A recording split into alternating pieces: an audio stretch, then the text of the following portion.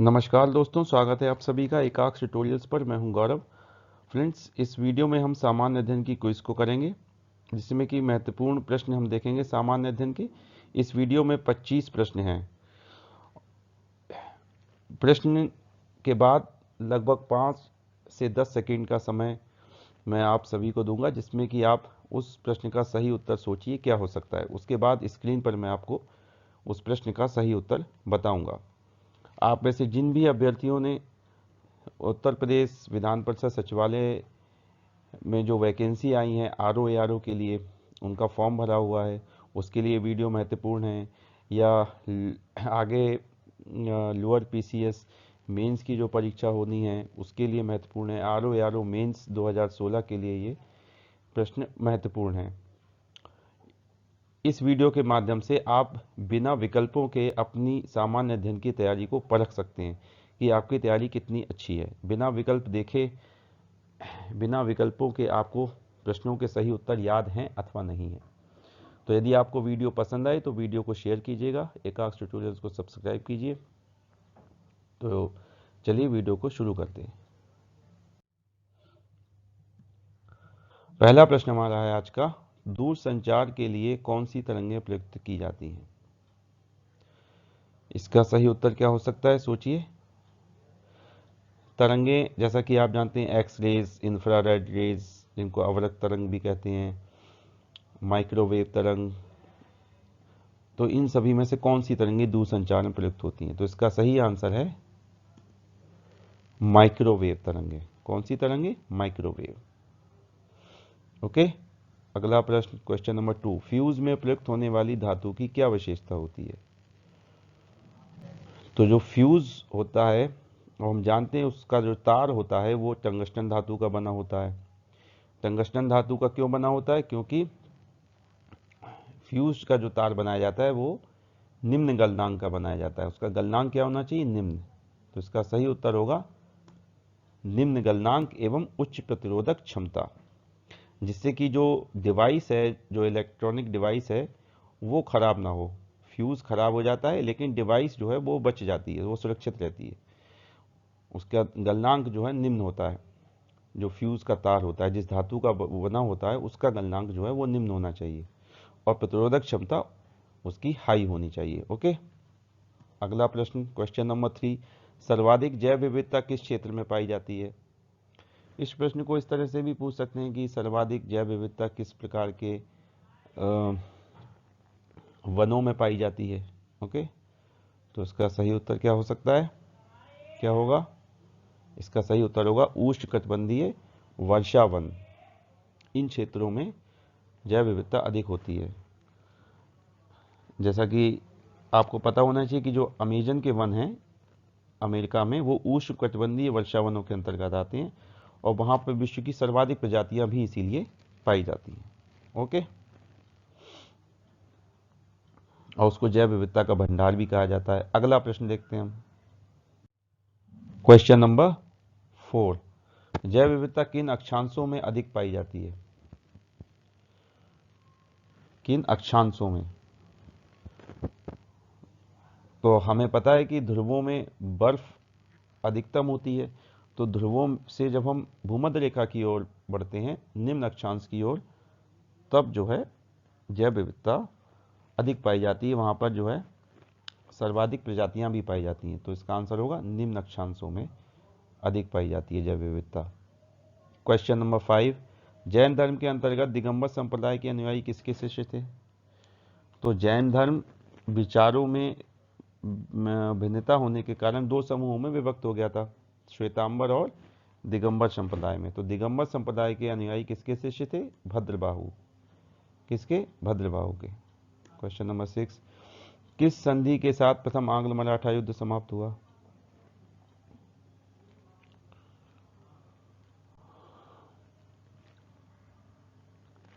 तो यह समाप्त हुआ सालबाई की संधि के साथ। 1782 ईस्वी में यह संधि हुई थी, 17 मई 1782 में। और शुरू हुआ था तब कौन सी संधि हुई थी? पहली संधि जो हुई थी वो सूरत की संधि थी 1775 ईस्वी में। ओके। अगला प्रश्न, क्वेश्चन नंबर 7, पावना विद्रोह कब हुआ? तो पावना विद्रोह 1873 से 1876 76 ईस्वी के बीच हुआ है। ओके, आप सभी देखिए कि बिना ऑप्शंस के आपको कितने प्रश्नों के सही उत्तर याद हैं। क्वेश्चन नंबर 8 का आंसर बताइए। सोचिए क्या होगा। यंग बंगाल आंदोलन की शुरुआत किसने व कब की? तो यंग बंगाल आंदोलन की शुरुआत की थी हेनरी विवियन डेलोजियो ने। और कब की थी? 1826 ईस्वी में। ओके,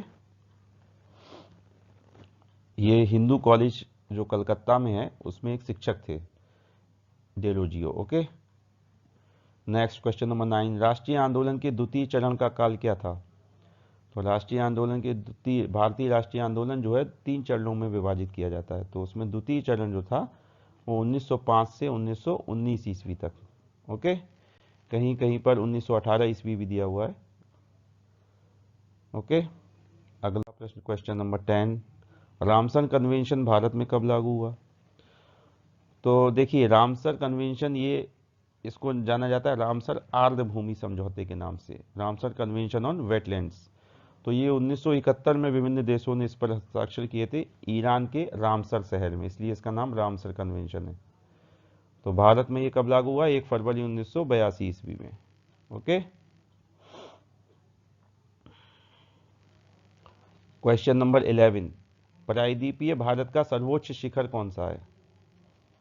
तो प्रायद्वीपीय भारत का सर्वोच्च शिखर या दक्षिण भारत की जो सर्वोच्च शिखर है दक्षिण भारत का, वो है अनाईमुड़ी। और दूसरा सर्वोच्च शिखर कौन सा है दक्षिण भारत का? Doddabetta. Okay, next question number 12, Sindhu घाटी सभ्यता के पत्तन नगर या बंदरगाह के नाम से कौन सा स्थान जाना जाता है? सोचिए क्या उत्तर हो सकता है इसका। तो इसका सही उत्तर होगा लोथल। कहाँ ये? गुजरात में अवस्थित है। क्वेश्चन नंबर 13, गुप्तोत्तर काल में कृषि के क्षेत्र में अकृष्ट शब्द का अर्थ क्या था? तो इस शब्द का क्या अर्थ था? सोचिए। इसका सही उत्तर होगा जिसमें खेती न की गई हो, वह क्षेत्र जिसमें खेती न की गई हो। ओके, क्वेश्चन नंबर 14, ठोस कपूर से कपूर वाष्प बनने की प्रक्रिया को क्या कहते हैं? तो इस प्रक्रिया को कहते हैं हम ऊर्ध्वपातन या शबलिमेशन इंग्लिश में, ऊर्ध्वपातन हिंदी में कहते हैं। ओके, क्वेश्चन नंबर 15, संघनन की प्रक्रिया में क्या होता है? संघनन किसे कहते हैं? तो संघनन किसको कहते हैं? जब वाष्प जो है द्रव में परिवर्तित होती है तो उसको क्या कहते हैं? संघनन की प्रक्रिया होती है, वो संघनन होना कहलाता है, वाष्प का द्रव में परिवर्तित होना। क्वेश्चन नंबर 16, चाय में कौन सा अम्ल पाया जाता है? तो चाय में, कॉफी में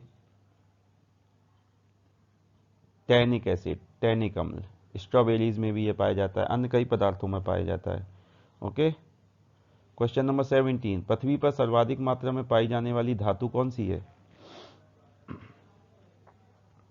तो पृथ्वी पर, इस प्रश्न को ऐसे भी पूछ सकते हैं, पृथ्वी पर